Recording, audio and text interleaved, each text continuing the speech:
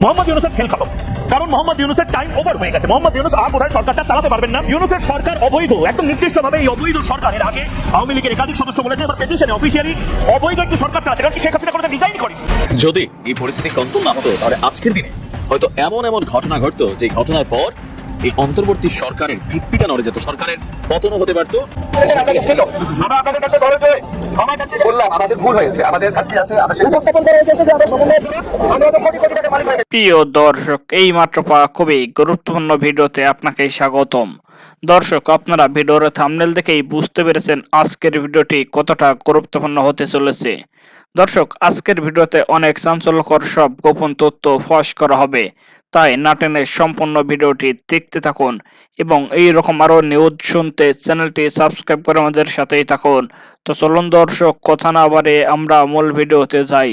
বাংলাদেশে মোহাম্মদ ইউনূসের খেল খতম, বোধহয় প্রায় খেল খতমের জায়গায় মোহাম্মদ ইউনূস এবং মোহাম্মদ ইউনূসকে সরিয়ে আবার শেখ হাসিনা আসতে চলেছেন কিনা তার দিকে লক্ষ্য রাখছে গোটা বিশ্বের মানুষ এবং তার পাশাপাশি ডোনাল্ড ট্রাম্প এমন কিছু সিদ্ধান্ত নিতে চলেছেন আগামী 48 ঘন্টার মধ্যে, যে সিদ্ধান্তগুলো 2025-এর জানুয়ারি মাসে গিয়ে ইমপ্লিমেন্ট করা হবে। অর্থাৎ মোহাম্মদ ইউনূসের কাছে রয়েছে হাতে 1.5 মাস।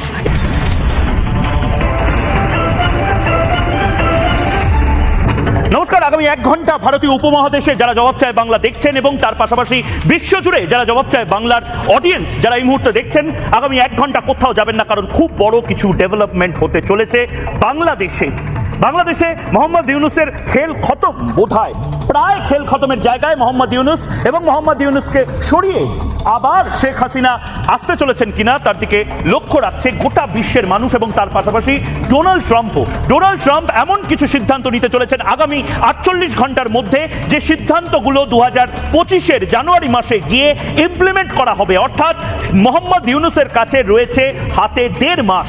এই 1.5 মাসের মধ্যে মোহাম্মদ ইউনূস যদি নিজেকে বাঁচিয়ে নিতে পারেন, তাহলে নিজের যে নৌকো সেই নৌকো বাঁচবে, নয়তো শেখ হাসিনার যে নৌকো, পালতোলা নৌকো, সেই আওয়ামী লীগের পালতোলা নৌকো আবার ফিরতে পারে বাংলাদেশে। আমি আজ দুটো বিষয় নিয়ে কথা বলবো এবং দুটো বিষয়কে আমি দুটো প্রশ্নে ভাগ করে নেব। প্রথম প্রশ্ন, যে প্রশ্নটা এই মুহূর্তে আমি দেখানোর চেষ্টা করব ওয়ালে, বলকের আজ দুটো প্রশ্ন এবং সেই দুটো প্রশ্ন এই মুহূর্তে দেখাবো। ইউনূসের খেল খতম, ফিরছেন শেখ হাসিনা। কেন বলছি? তার কারণ মোহাম্মদ ইউনূসের বিরুদ্ধে এবার পাল্টা আন্তর্জাতিক যে অপরাধ আদালত রয়েছে, সেই আন্তর্জাতিক অপরাধ আদালতেই মোহাম্মদ ইউনূসের নামে মামলা হয়েছে। ভয়ঙ্কর কিছু অভিযোগ নিয়ে সেই মামলা হয়েছে। সারা পৃথিবীর মানুষের দেখা উচিত এবং তার পাশাপাশি বাংলাদেশের যারা হিন্দুরা রয়েছেন, নির্দিষ্টভাবে বলতে গেলে চট্টগ্রামের যারা হিন্দু বৌদ্ধরা রয়েছেন, তারা নিশ্চিন্তে আজ রাতে ঘুমোতে পারেন। গোটা পৃথিবীর মানুষ জানতে পেরেছে যে ফাইল এই মুহূর্তে রিপাবলিক বাংলা অ্যাক্সেস করেছে, সেই ফাইলে কি আছে, মোহাম্মদ ইউনূসের নামে কি কি অভিযোগ, এই সমস্ত কিছু নিয়ে যিনি সিলেটের নির্বাসিত যে মেয়র, সেই সিলেটের নির্বাসিত মেয়র যিনি লন্ডনে বসে রয়েছেন, এই মুহূর্তে নির্বাসনে রয়েছেন, তিনি আজ জবাব চায় বাংলাতে ওয়ার্ল্ড এক্সক্লুসিভ আসতে চলেছেন। আগামী কয়েক মিনিটের মধ্যে আপনাদেরকে সেই ওয়ার্ল্ড এক্সক্লুসিভ সাক্ষাৎকার আমি নেব এবং লাইভ আপনাদেরকে দেখাবো। এটা প্রথম প্রশ্ন। এবং দ্বিতীয় প্রশ্ন, যে প্রশ্নটা আমার মাথায় ভীষণভাবে দানা বাঁধছে প্রশ্ন, আমার মনেও প্রশ্ন। হিন্দু মরছে বলেই চুপ বুদ্ধিজীবীরা দেখবেন এত চুপ। গোটা পৃথিবীর বাঙালি বুদ্ধিজীবী যারা, নির্দিষ্টভাবে বলতে গেলে কলকাতার বুদ্ধিজীবী যারা ক্যা ছি করেন, কলকাতার বুদ্ধিজীবী যারা চিৎকার করে শাসক দল, পশ্চিমবঙ্গের শাসক দলের হয়ে চিৎকার করে বলেন আমরা সবাই বহিরাগত, আমরা সবাই চোর, এই সমস্ত পোস্টার গলায় করে বুকে করে যারা মিছিল করেন, যারা প্যালেস্টাইনের জন্য মিছিল করেন, যারা গাজার জন্য মিছিল করেন, নিকারাগুয়া, উরুগুয়ায়, কিউবা, এই সমস্ত কঠিন নামের দেশ, সেই নামের কঠিন দেশ এবং তাদের রাষ্ট্রনেতাদের জন্য যারা মিছিল করেন, ফিদেল কাস্ট্রোর জন্য মিছিল করেন, নেলসন ম্যান্ডেলার জন্য মিছিল করেন, প্যালেস্টাইন স্বাধীন হোক তার জন্য যারা মিছিল করেন, তারা বাংলাদেশের হিন্দুদের জন্য কোনো মিছিল করছেন না, বাংলাদেশের বৌদ্ধদের জন্য কোনো মিছিল করছেন না।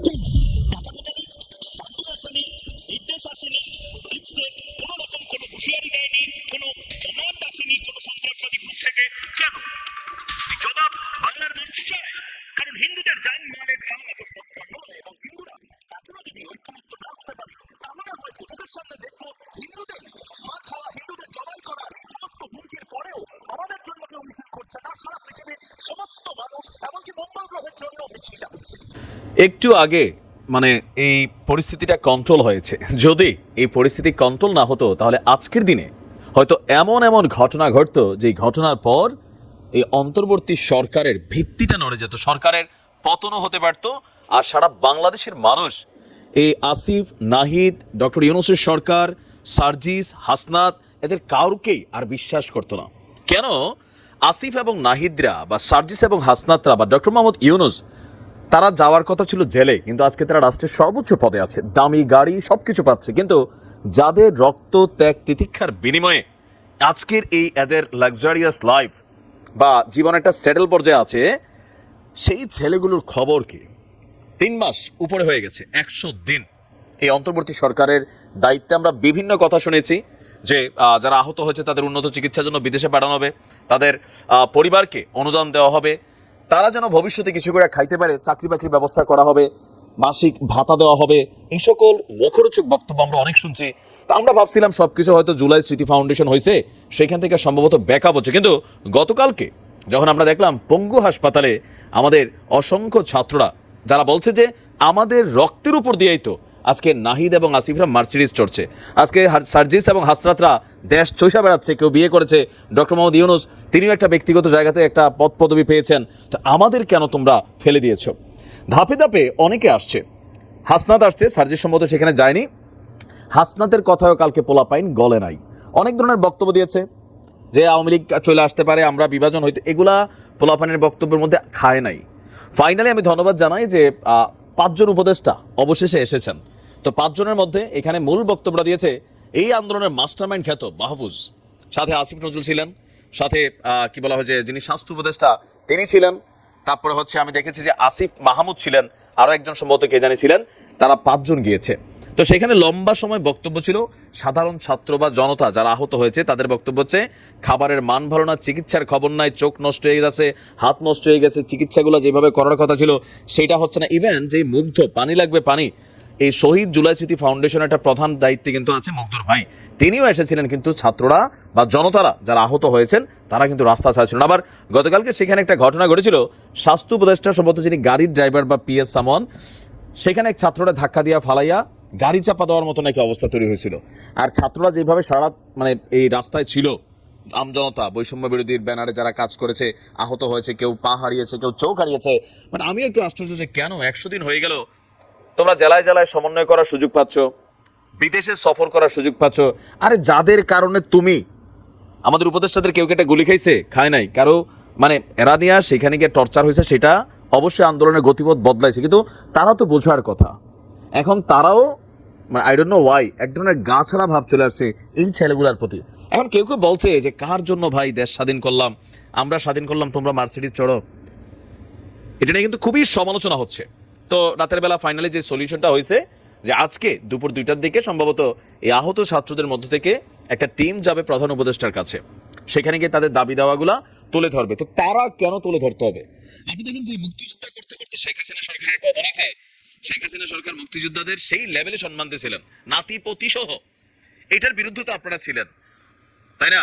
তো সেই আন্দোলন থেকে শুরু হলো। তো আজকে যারা আপনারা এখানে বলা হচ্ছে দ্বিতীয় মুক্তিযুদ্ধ বা দ্বিতীয় স্বাধীনতা, তো এরা তো সেই স্বাধীনতার ওয়ান কাইন্ড অফ মুক্তিযোদ্ধা। তো মুক্তিযোদ্ধাদের যদি এই অবস্থা হয় তাহলে পরিস্থিতি কোন দিকে যাবে? এমনি রংপুরে চলছে এক আন্দোলন, নানান জায়গায় নানান আন্দোলন, বৈষম্যবিরোধী স্টুডেন্টদের মধ্যে বিভাজন, এর মাঝখানে এই ছেলেগুলারে কালকে যখন এখানে গিয়ে কথা বলা হয়েছে, এগুলো দেখা সাধারণ মানুষের মধ্যে আসলে প্রতিক্রিয়া কি হচ্ছে সমন্বয়টা বুঝতে পারছে যে অনেকে বলছে আগেই তো ভালো ছিল, অনেক যারা আহত হয়েছেন, নিহত হয়েছেন, তাদের মারা বলছে যে আমাদের সন্তান যে আসিল মানে না কি নাই, কে খোঁজ খবর নেয় বাবা? এই যে বক্তব্যগুলো আমজনতার, এগুলা কিন্তু পরিস্থিতি যদি এরকম যায়, আজকে ভাগ্য ভালো, সত্যি কথা, আজকে যদি সারাদিন এরকম থাকতো দেখেন বাংলাদেশে অস্থির পরিস্থিতি তৈরি হতো, মানুষ হয়তো বা রাজপথে চলে আসতো, আবারও সরকার পতনও ঘটতে পারতো। এখন পুলিশ ওইরকম ফাংশন করতে পারে না, পুলিশের ভাই চলে যা সমাজে মাইটটাই শুরু করে দেয়, এরকম একটা অবস্থা তৈরি হয়ে গেছে। আমরাও চাই যারা এই আন্দোলনে আহত হয়েছে, নিহত হয়েছে, তাদের পরিবার অন্তত একটা সুচিকিৎসা, তাদের একটা কর্মসংস্থানের ব্যবস্থা, পাশাপাশি একটা কি বলা হয় যে সিম্পেথির জায়গাটা তাদের জন্য থাকুক। ভালো থাকুন, আসসালামু আলাইকুম। গণ অভ্যুত্থানে আহতদের আমৃত্যু চিকিৎসা ও পুনর্বাসনের ব্যবস্থা করা হবে। প্রধান উপদেষ্টার বিশেষ সহকারী ডক্টর সাইদুর রহমান বলেছেন, গণ অভ্যুত্থানে আহতদের আমৃত্যু চিকিৎসা ও পুনর্বাসনের ব্যবস্থা করা হবে। বৃহস্পতিবার 14 নভেম্বর বিকেলে সচিবালয়ে স্বাস্থ্য ও পরিবার কল্যাণ মন্ত্রণালয়ের সম্মেলন কক্ষে গণঅভ্যুত্থানে আহত একটি প্রতিনিধি দলের সঙ্গে বৈঠক শেষে তিনি একথা বলেন। ডক্টর সাইদুর রহমান বলেন, গণঅভ্যুত্থানে আহতদের চিকিৎসায় সারা দেশে সরকারি হাসপাতালে ডেডিকেটেড বেড থাকবে। প্রয়োজনে বিদেশে উন্নত চিকিৎসার ব্যবস্থা করা হবে। ডক্টর সাইদুর রহমান বলেন, আহতদের একটি ইউনিক আইডি কার্ড থাকবে, সেটি তৈরি হওয়ার পর সব সুবিধা প্রাপ্তি নিশ্চিত হবে। চিকিৎসার ক্ষেত্রে সব সরকারি প্রতিষ্ঠান থেকেই সারা জীবন বিনামূল্যে চিকিৎসা পাবেন। যেসব বেসরকারি হাসপাতালের সঙ্গে সরকারের চুক্তি হবে সেখানেও পুরো বা আংশিক খরচ সরকার দেবে। তিনি আরো বলেন, এতদিন ব্যক্তিগতভাবে যত খরচ হয়েছে তার যথাযথ তথ্য দিলে ফেরত দেওয়া হবে। চোখ হারানোদের শিক্ষাগত যোগ্যতা ও সামর্থ্যের সঙ্গে যথাযথ প্রশিক্ষিত করে ওনাকে ও পরিবারকে সহায়তা করা হবে। পঙ্গুত্ব বরণকারীদের সাধ্যমতো চিকিৎসা দেওয়া হবে। প্রধান উপদেষ্টার বিশেষ সহকারী বলেন, মানসিক ট্রমা যাদের আছে তাদের টেলিমেডিসিন নেটওয়ার্কের আওতায় আনা হবে। এরপর 8টি ডিভিশনাল হেডকোয়ার্টারে যাদের প্রয়োজন সাইকোথেরাপি দেওয়া হবে।